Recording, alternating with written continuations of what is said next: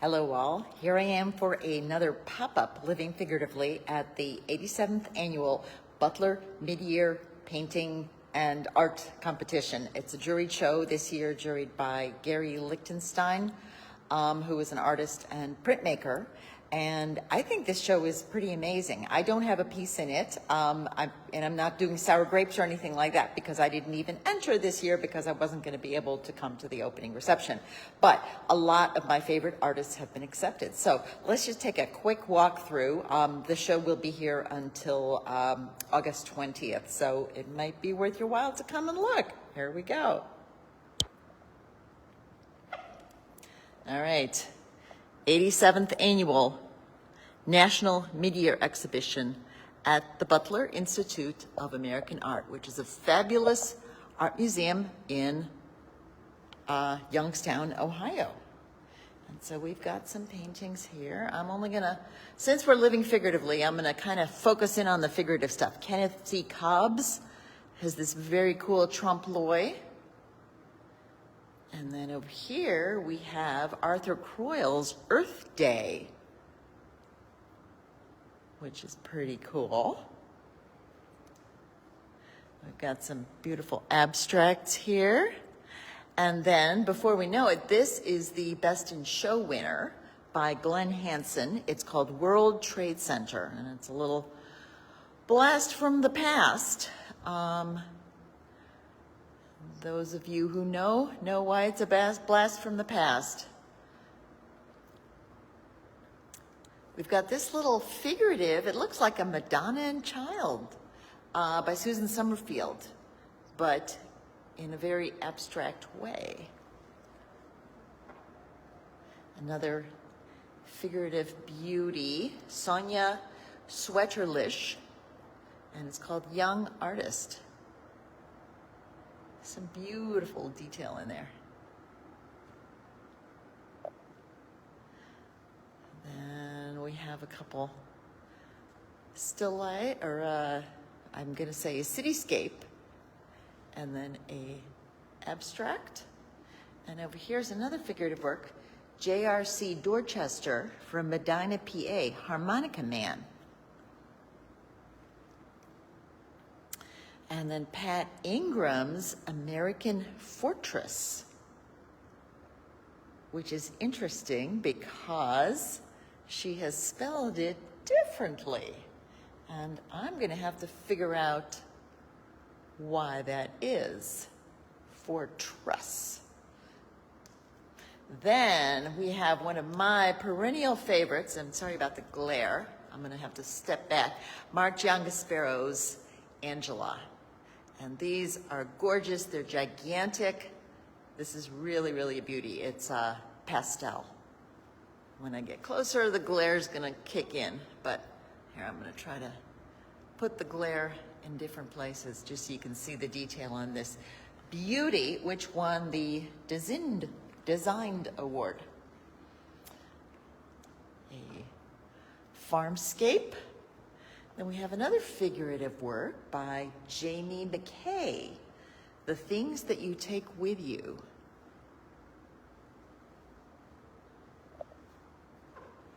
I've got some, I'm gonna scan out here a little bit. I've got some beauties, and then I'm gonna zoom in on another one of my favorites is John Smolko's John. And he does these amazing, amazing scribbly textures that look like scribbles, but they're amazing. And, you know, they are scribbles, but they're gorgeous. I'm gonna go back around here.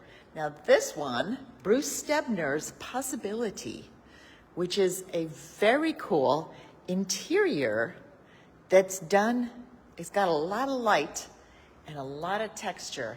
It just has an amazingness to it. Then we have Michael Jackson's Brothers Fireside Reunion. And I'm gonna keep on moving. Oh, another figurative one. We have Autumn Joe Ellis's Culture.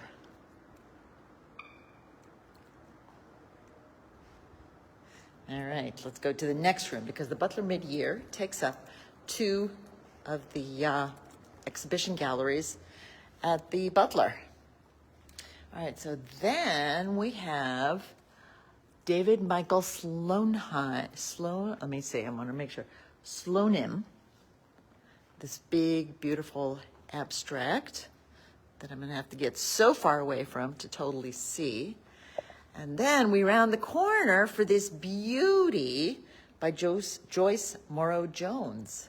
Look at this. All right, I'm going to zoom in close so you can see the detail and then come out. It's called Spirit of Sankofa.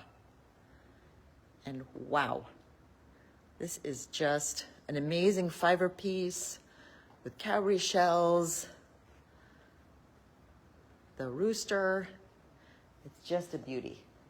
Here, I'm gonna stay in this little nook here. Helen's Chair by Diane Beatty. And it's a photograph, but it looks so cool. It looks like a painting. That's a compliment for a photograph. John Sonnenberg's Totem Drive, a big, beautiful, figurative, abstract-y, painterly kind of a portrait. And this one right here, Lou Camerato's Empty Houses. And look how cool it is, made out of a window. The frame is a window, and there's this verbiage down here, which I'm not going to read it to you, but oh, and look at the key. I love the detail in this. This is a beautiful detail. I love it. Makes me think of maybe a parent's house that they cleaned out and now had to sell, but wanted to keep a memento of it. And Luna Park by Nicole Maya Luga, MFA. And we've got this beautiful abstract corner with this super duper acrylic on board, Three Amigos by Stephen Leahy. Like, this is a painting. Pretty amazing. All right, let's skip on to the next little room within these galleries. Patty Flauto's Catching the Blues. Now, you will see her work. You've seen her work before, and you will see her work later today, because later today, I am going to pop over to the big-ass art show at Lakeland, and you'll see one of her big-ass pieces. David Simmerer. It's a gorgeous landscape. Here, we'll go around this little square here. Got some beautiful photographs. Bill Pappas, who is one of the premier Cleveland photographers. We've got Harold Zabadi's Below NYC, subway painting. And Stuart Pearl, also one of the premier photographers in Cleveland, Husky Refinery, and he's also president of the Artists Archives of the Western Reserve.